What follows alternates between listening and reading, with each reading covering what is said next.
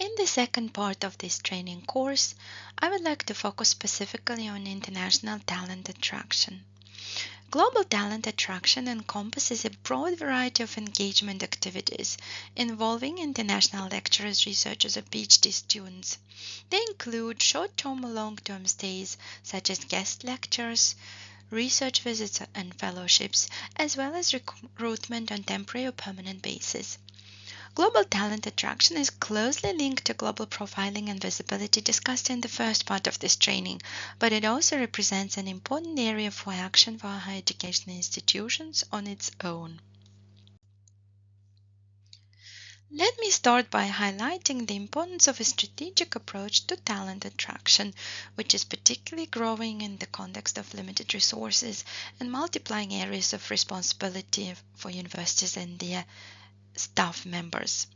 Speaking in the marketing terms, the steps presented on this slide support in their totality the promotion of the university's experience and the university's employer brand vis-à-vis potential applicants or collaborators. This slide features a circular sequence of steps that form together a structured and holistic approach to talent attraction. The first two steps are related to the definition of strategic objectives for talent attraction and acquisition based on the needs assessment, that is, the analysis of the current talent pool and possible gaps in the workforce that need to be filled. These steps are followed by identifying the target audience of prospective talent, including the skills and qualifications they need to possess to fill the gaps. The next series of actions is related to creating awareness and interest through a dedicated communication strategy that help reach the target audience and draw attention to the organization and its professional opportunities. It is accomplished in parallel with the development of recruitment strategy, specifying the processes that lead to a job description, interviews with candidates, and the selection of the most suited individuals. Welcome and support steps are extremely important for the first satisfaction and later the retention of international PhD students, lecturers, and researchers after they have joined the institution. They involve the design and implementation of a comprehensive onboarding and further assistance strategy to ensure that the new hires feel supported and have the resources they need to succeed in their new roles. The final step is related to various initiatives to retain staff members from abroad by engaging them in the university's professional, academic, and social life.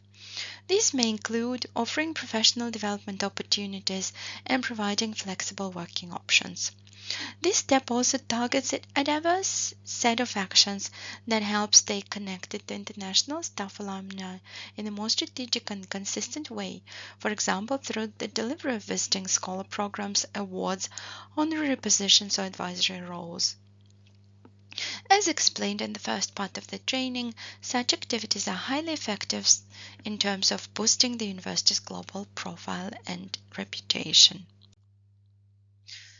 Let's now dive deep into each of these steps and discuss some of the good practice examples.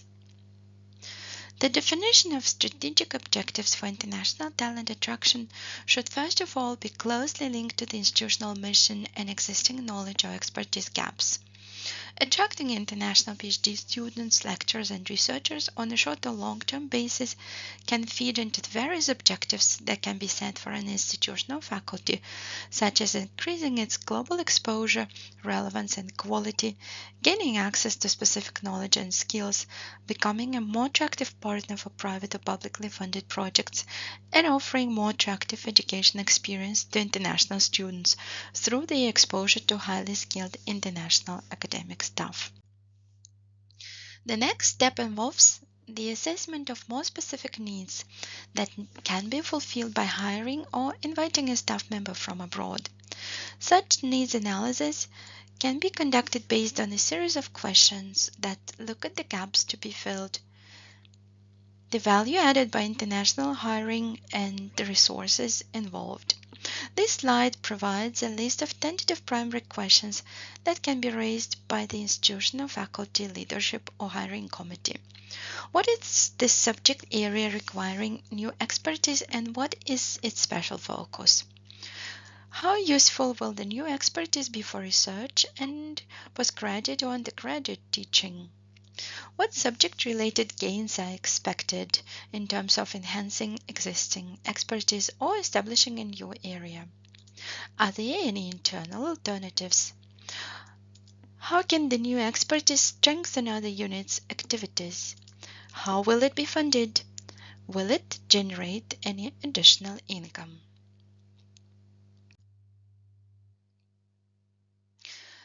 Let's move on to the next step. Defining the target audience involves two sub-steps. On the one hand, it is an individual academic profile sought after that needs to be clarified. A series of basic questions can help elicit further details on the specific function and the thematic area to be covered, the level of seniority, or a specific regional background, if any.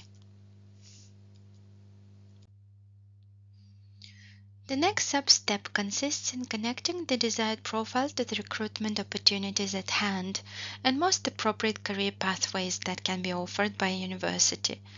Such opportunities include, but are not limited to, the actual recruitment on a temporary or permanent basis.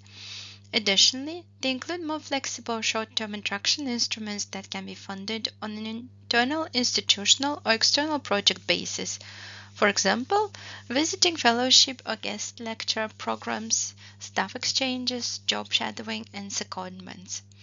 Master's and doctoral education programs provide another tool for attracting talent from abroad, starting from an early stage. Some of the strategic goals defined at the prior stage can be effectively achieved by mixing up the available tools in a more flexible way. The next slide provides an example of how an international academic can be attracted and retained in a more strategic way, starting from a very early entry point by using a combination of different funding schemes. Thus, a talented international student can be recruited at a master's level based on a national or European grant. She or he can later be supported at a doctoral and postdoctoral level through a national or European research program, and finally employed by the institution. This is a simplified pathway, of course, that nevertheless shows that some important links between student mobility and international staff attraction and recruitment that leads towards a more global and internationalized profile at home. Let's have a quick look at a good practice example of how global talent attraction is pursued at West University of Timișoara in Romania. One of the university's specific objectives has been to foster internationalization at faculty level, targeting both students and staff. Two programs were designed specifically to reach this goal: an institutional visiting grant program for international lecturers and researchers, targeting visiting professors and visiting researchers who can stay up to 9 months per academic year at the university, and a more focused program connecting researchers of the Romanian background worldwide to the university's faculty members and students through various activities such as short-term visits and events.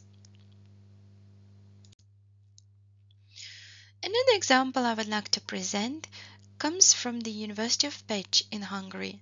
This university has set itself a task to increase quality through internationalization and to attract international researchers and PhD students on a longer-term basis. The university has created an internationalization fund which allocates approximately 315,000 euros every year to international recruitment, marketing and promotion, as well as for services for international students and internationalization at home activities. The University of Pécs also strategically deploys the existing national funding and scholarship programs for its global talent attraction goals.